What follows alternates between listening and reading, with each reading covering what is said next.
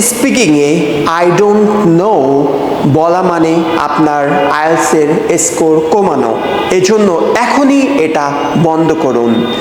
এর পরিবর্তে তিনটি প্র্যাকটিক্যাল অ্যান্ড ইনফরমেটিভ ফ্রেজ ব্যবহার করুন, যা ব্যান্ড 7 পাওয়ার জন্য একদম perfect. That's a tough one. Let me think a second. To be honest, I'm not quite sure, but I think I've never thought about it, but from my point of view. এগুলি ব্যবহার করলে এক্সামিনারের সামনে আপনার অনেক natural ও fluent মনে হবে। আরও অনেক গুরুত্বপূর্ণ তথ্য পেতে আমাদের এই পেজটি ফলো দিয়ে রাখুন।